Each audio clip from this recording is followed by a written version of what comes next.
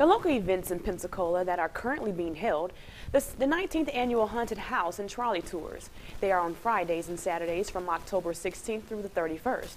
All tours will leave from the Pensacola Historical Museum, located in downtown Pensacola, and will last approximately 1 hour. Well, it's that time of year again. The 75th Annual Pensacola Interstate Fair is in town from October 22nd through November 1st. Come out and enjoy thrilling rides, great food, and live entertainment, featuring Lady Antebellum, Saliva, Joe Nichols, Josh Grayson, Cowboy Troy, and many others. UWF recently hosted a panel discussion that questioned the role of media's involvement in the Billings murder case. Danielle Hester has more. Pensacola made headlines this summer with a murder that shook us all to the core. You can never anticipate something of this size, and actually until about the second or third day into the case, none of us realized how this thing would truly explode on the international media.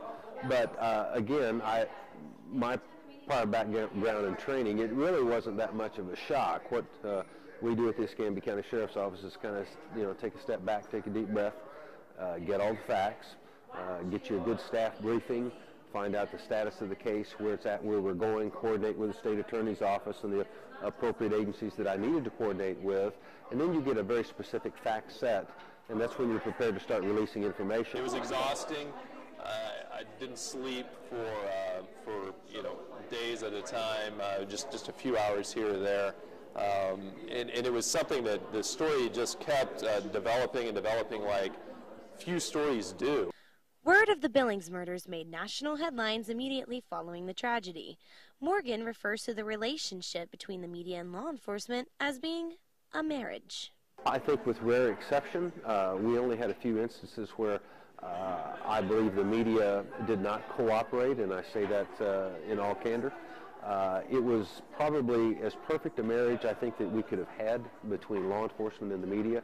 And I say that because we, meaning the Sheriff's Office, not me personally but and individually, but we, the Sheriff's Office, have received cards and letters from several of the national outlets thanking us for the way we handled the media, the access that we allowed them, the time that we took in answering questions, and being very forthright and forthcoming with information. And so the marriage that we had with the media during the Billings case, I think could not have really been better. I think the first media outlet to use an unnamed source in this case was ABC, when they reported that there was a DEA connection in the case. And I think from that perspective, at first I questioned it. I kind of thought that they were just maybe using this story to expand something nationally during a slow time of the year. That wasn't the case, and everything really about this story turned out to really be sustained in the long term, and I thought the national media did an excellent job. It was interesting.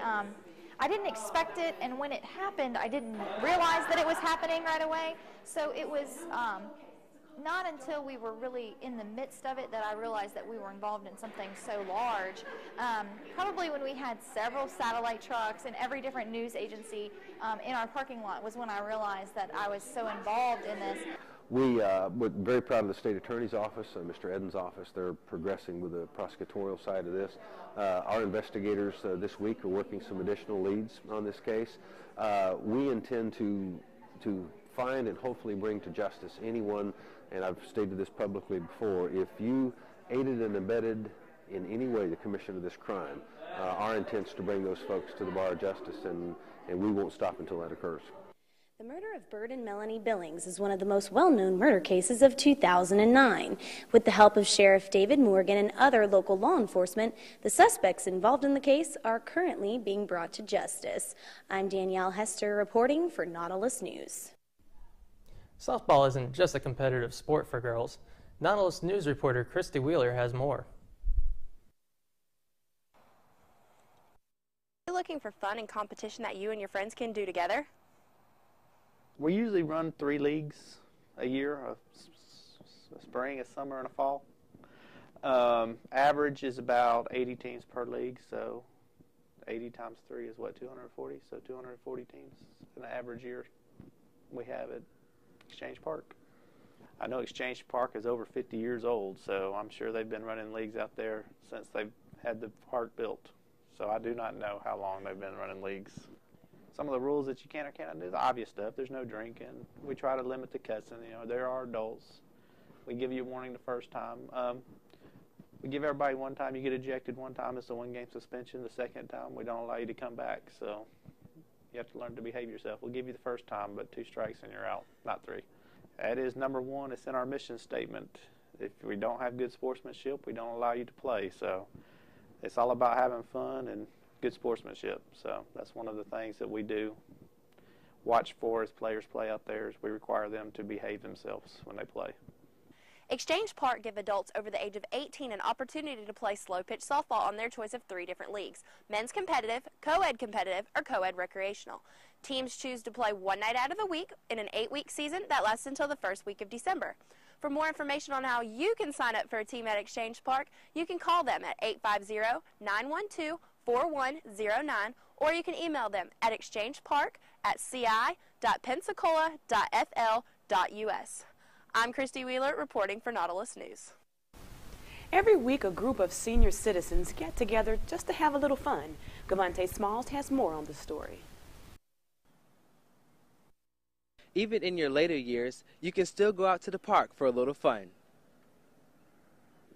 Fun? I don't know. It's fun being out here. It's like being in. But it's just a lot of fun. I play because I love being out here with these guys, and they're just a lot of fun to play softball with.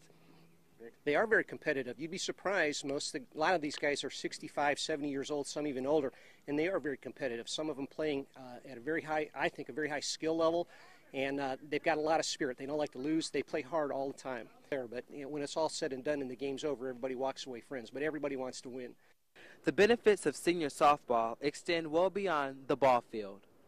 It keeps me healthy. I ran senior games a couple of weeks ago. The 50, the 100, and the 200. I came in gold in all of them, in the 65 to 69 group.